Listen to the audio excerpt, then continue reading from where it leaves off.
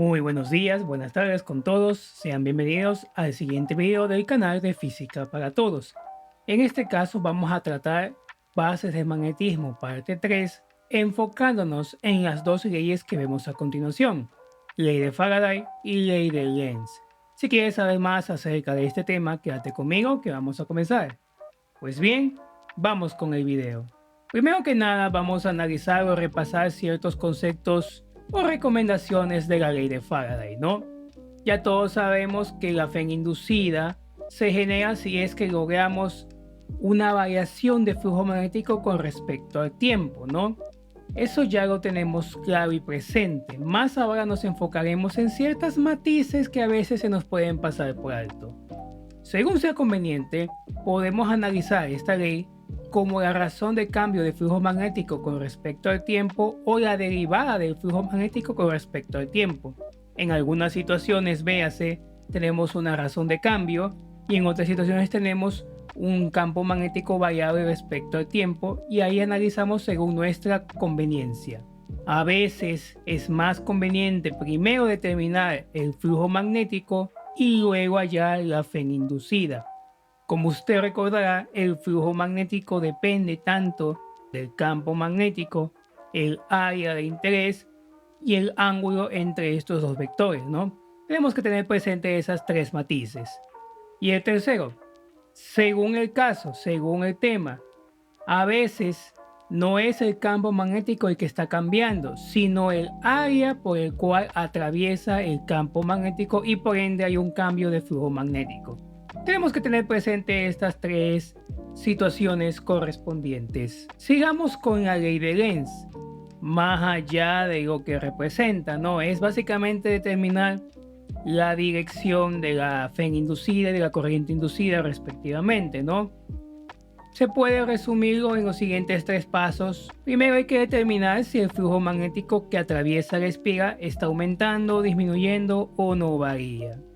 Véase por ejemplo el caso primero de un polo norte de un imán que se va acercando hacia una espiga, ¿no? En ese caso el flujo magnético aumenta. Determinamos la dirección del campo inducido recordando lo siguiente. Tenemos dos opciones. El campo inducido apunta en la misma dirección que el campo externo si el flujo magnético que atraviesa la espiga está disminuyendo. O si por el contrario, si el campo inducido apunta en la dirección contraria al campo externo, si el flujo magnético que atraviesa la espiga aumenta. Como podemos ver en el primer caso, a medida que el polo norte se acerque más a esta espiga, más flujo magnético estará aumentando. Eso quiere decir que debe oponerse a ese cambio y el campo inducido irá justamente en dirección contraria.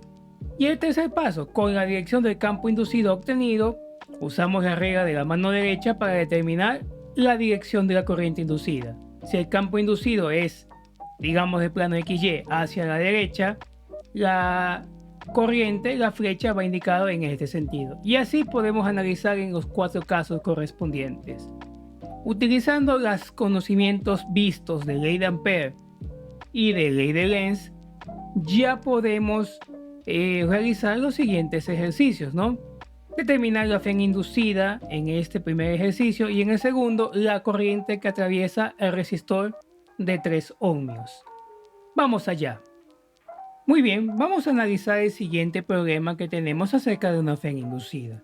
Una varilla de longitud L se desplaza a una velocidad V, la cual es paralelo a un cable muy largo que lleva corriente constante, como se ve en la figura. Hay que determinar la fe inducida en la varilla. Bien, vamos a utilizar los conceptos que ya nosotros dominamos. Gracias a la ley de Ampère y debido a que tenemos una corriente constante estacionaria, sabemos que el campo magnético en esta situación para esta configuración es el siguiente. Sin embargo, eso se aplica cuando tenemos o deseamos saber el campo magnético en un punto específico con respecto al alambre, ¿no? Y a medida que estamos más cerca del alambre, el campo magnético va a ser mayor. Pues bien, ya no tenemos esa situación. Dado que ahora tenemos un cable que lleva corriente, y por ende una pequeña varilla que se desplaza a cierta velocidad. La cuestión es que a medida que entre más cerca esté la varilla, más intenso va a ser el campo magnético en la vecindad de ella, ¿no? Si estoy en el extremo más cercano, voy a tener un campo magnético mucho más intenso que el otro extremo que está más alejado por la expresión previamente utilizada. Ahora bien, aquí voy a utilizar la recomendación que dije en la previa. Oiga, si me piden fe inducida, está bien, pero a veces es más fácil o más conveniente primero hallar el flujo magnético y después la fe inducida.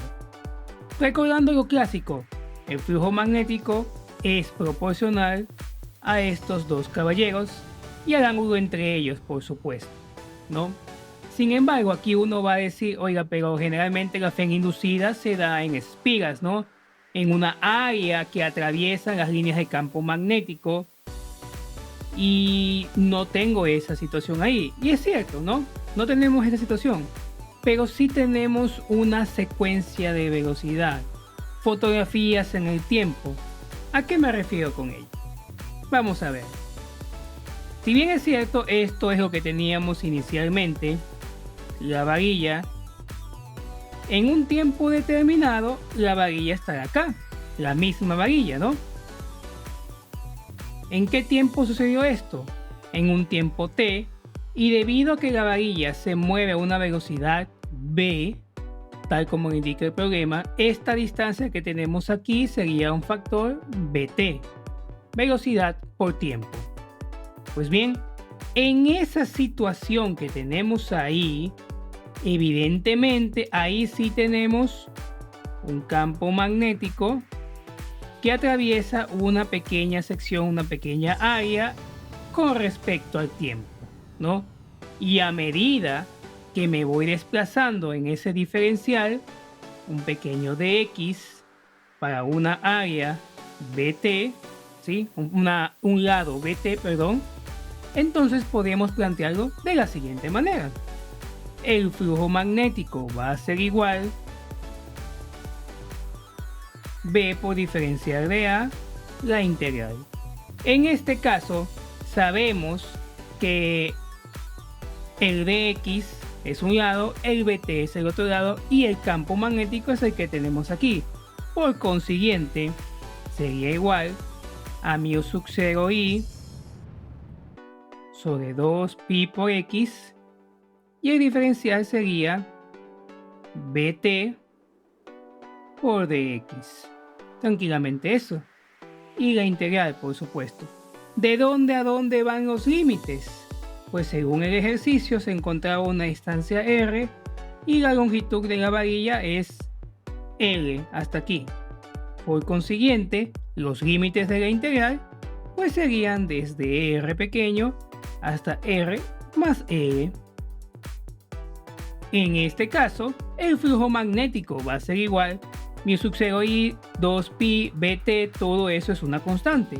Mu sub 0 i bt sobre 2pi, y me quedaría la integral de un dx para x r más l.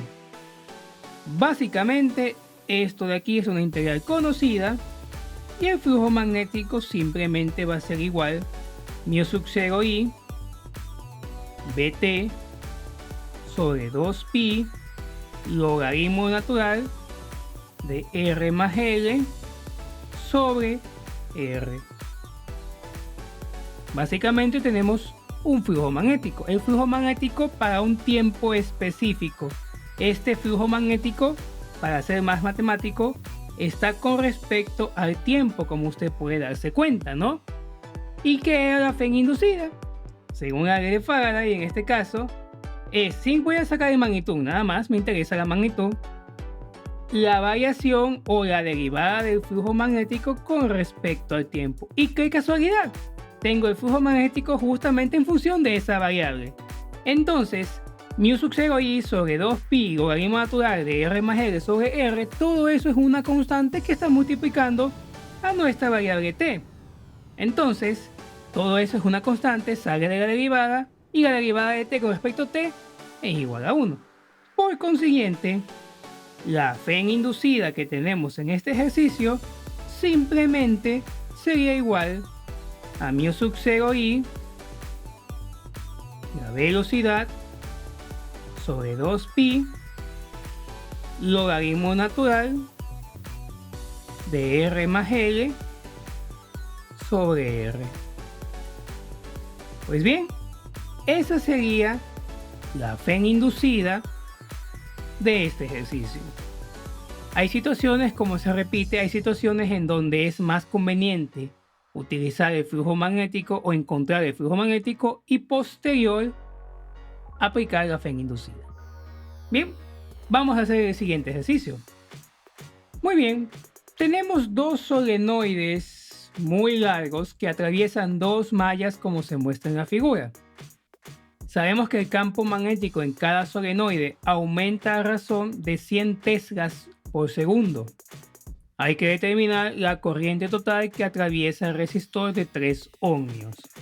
Pues bien, pasa y sucede que tenemos dos solenoides cuyos campos magnéticos apuntan adentro y afuera como se muestra en la figura.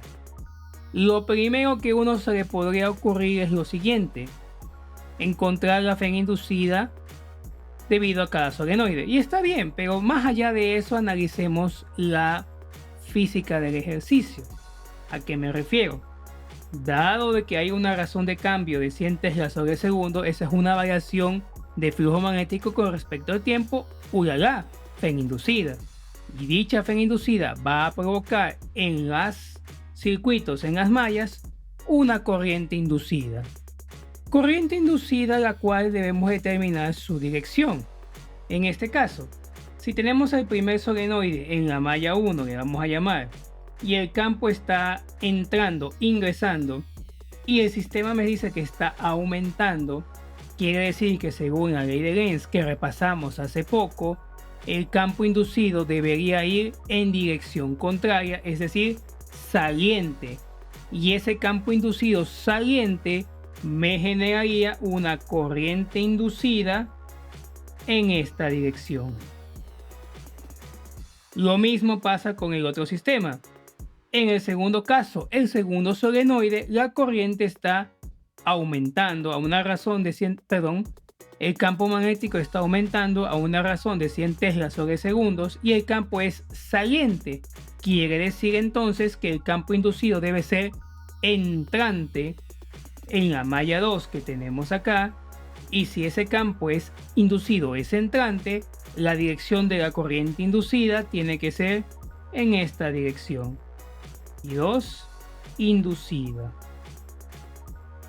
Si yo hallo la Fn inducida en cada uno de los sistemas, sería equivalente a como si yo tuviera con esta dirección una Fn inducida E1 con esta polaridad y en el segundo caso una Fn inducida E2 con esa polaridad, para que coincida la dirección de las corrientes con la bornera saliendo positiva.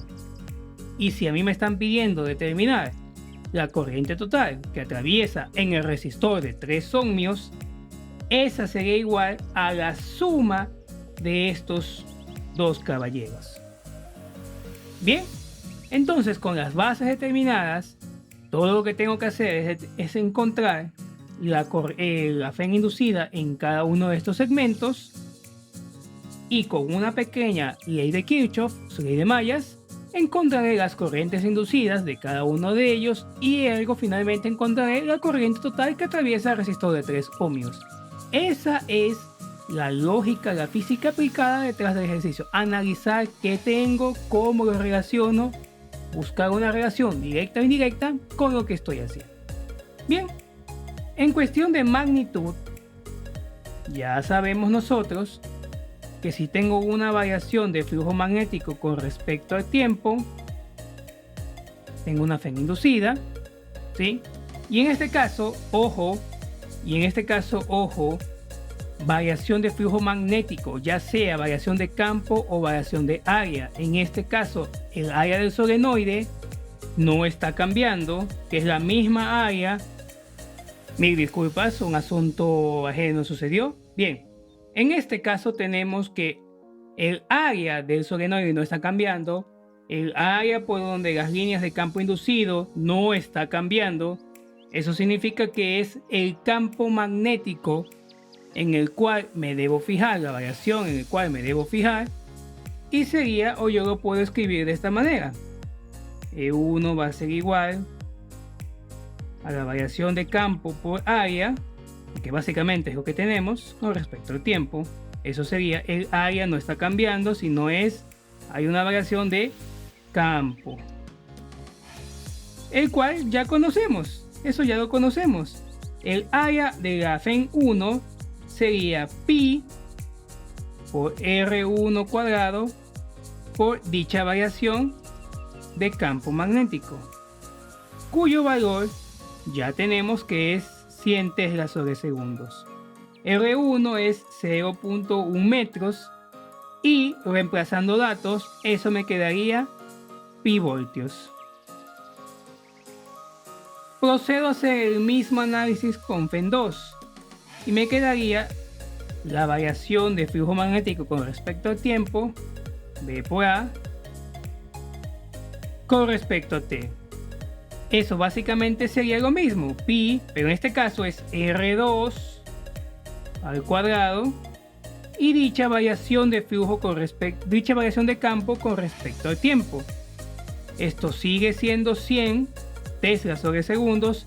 R2 es 0.150 y ello me llevaría a que el valor de FEN2, de la FEN inducida 2, sería igual a 9 pi cuartos voltios.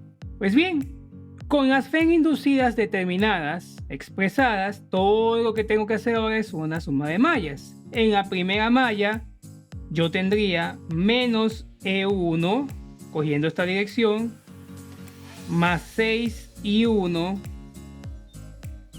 más 3 y 1 más I2 va a ser igual a 0. Y la segunda malla, menos E2 más 3 y 1 más I2 más 5 y 2 también tiene que ser igual a 0. Dos ecuaciones, dos incógnitas, ya resolviendo matemáticamente cada una de ellas, véase por cualquier método de resolución, sustitución, reducción, calculadora, lo que tú quieras, me quedaría que I1 va a ser igual a 0.062 amperios. I2 debería ser igual a 0.860 amperios.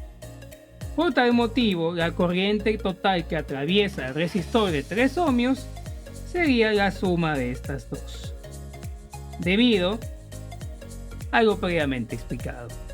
Bien, hemos analizado FEN inducida, la aplicación justamente de la FEN inducida y de la ley de Faraday, y el caso de la ley de Lenz. Muy útil para poder determinar la dirección de la corriente inducida y poder resolver este tipo de ejercicios. Pues bien, espero que les haya servido este ejercicio.